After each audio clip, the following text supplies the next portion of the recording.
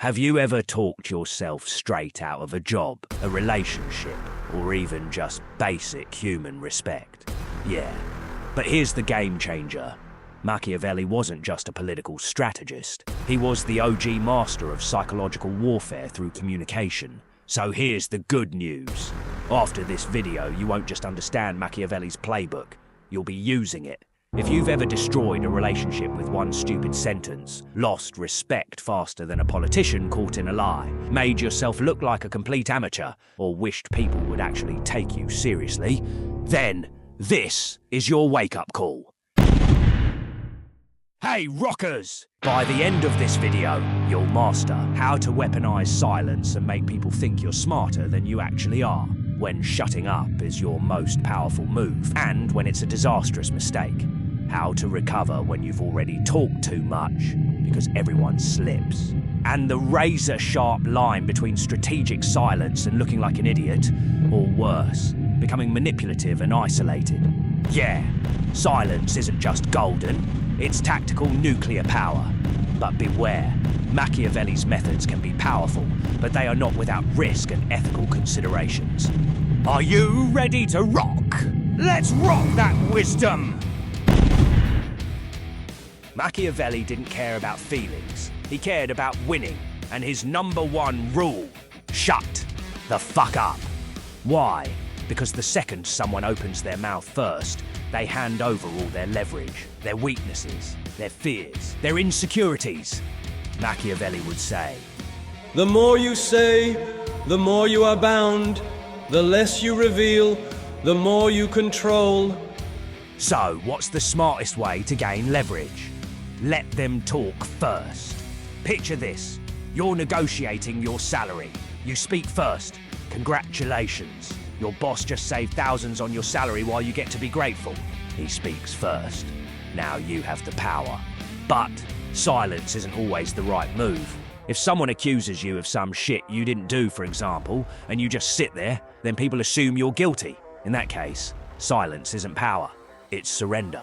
The real skill, knowing when to speak and when to zip it. It's about discernment, not dogma. It's about understanding the context and the person in front of you. Okay, but listen, silence isn't just about making other people screw up. It's about making them desperate to hear what you think. You know what happens when something is hard to get?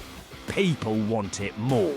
The same rule applies to your words. Talk too much. People tune you out. Speak rarely. People hang on to every word. Everyone sees what you appear to be. Few experience what you really are. But here's where people screw this up.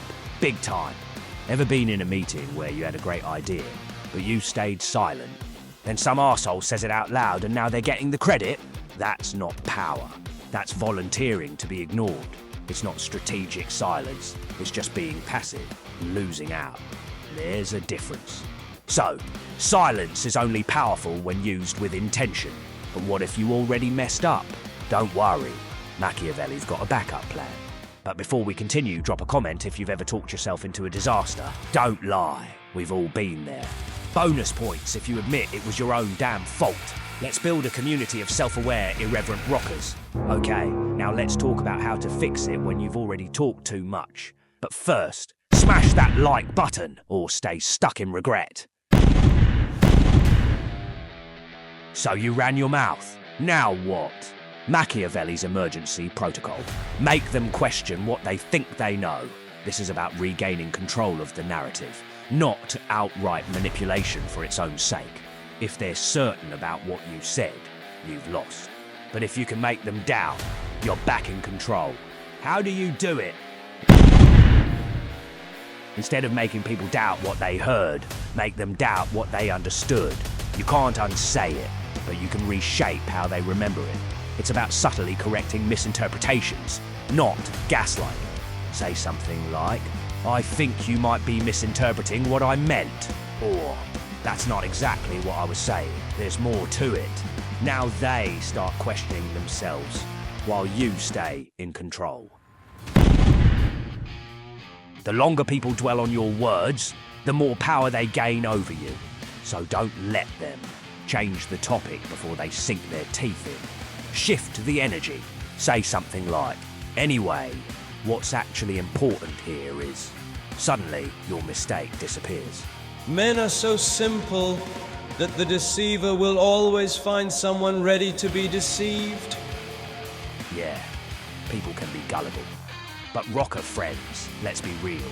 If you manipulate everyone, you'll end up alone, scheming in the mirror like a rejected supervillain. So, use these techniques like a scalpel, not a sledgehammer. Trust gets you further than trickery, unless of course you're running for office. But, want to know the real power move? Making sure you never have to clean up a mess in the first place. How? Grab a beer. Here's the ultimate communication hack. Make people think they understand you while you're running the entire game. Ever been in a conversation where someone asks, "So, what's your plan?" Sounds innocent, right? But in the wrong context, this question is a trap. Because if you lay it all out, your goals, your next moves, every little detail, you just gave them the power to predict you, compete with you, or even sabotage you. Sometimes, strategic vagueness is self-preservation, not just manipulation. This happens all the time. At work, your coworker casually asks, "So, are you going for that promotion?" Say yes, and suddenly they're gunning for it too. In business, you reveal your next steps, and a competitor beats you to the punch.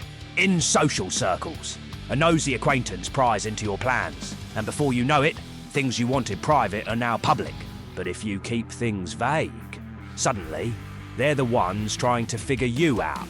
You can answer, for example, "I've got a few things in the works," or "Let's just say I've got some interesting opportunities coming up." Now they start filling in the blanks, assuming you know more than you do. They might overestimate your position, think you have an ace up your sleeve, or even start treating you with more respect, just because you didn't spill everything. But don't overdo it, or you'll just be that weirdo who won't give a straight answer. Keep them guessing, yes, but don't make them think you're in witness protection. But how do you make sure you never slip up again? I mean, you will slip. We all do. The point is to minimize slips and be prepared. What you should do is to have your answers ready before you're even asked. When people pry, don't scramble. Default to pre-prepared controlled responses. You don't need to be secretive. You just need a default answer that shuts down the question without making you look suspicious. Like, "I'm keeping my options open," or "There are some things I'm working on, but nothing's set in stone," or "I'll share more when the time is right." Now you control the flow of information, not them. He who does not reveal his intentions cannot be easily countered. Yeah, awesome. But again, beware. Playing your cards close to the chest is smart in cutthroat situations, but if you treat every interaction like a Game of Thrones episode, don't be shocked when no one trusts you. Not every conversation is a battle plan. Sometimes, you just gotta be a normal human. Use this trick wisely, or prepare to die on a hill of your own bullshit. Master this, and people won't just respect you. They'll hang on to every damn word you say. But if you abuse it, you'll end up alone, paranoid, and outmaneuvered. Choose your battles, and choose your values. Tactical silence is a tool, not a life philosophy.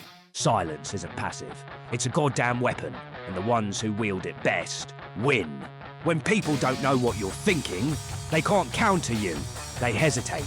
They assume. They overplay their hand. You stay in control. That's power. That's how you win. Now go out there, shut up like a strategic mastermind, and let them talk themselves into checkmate.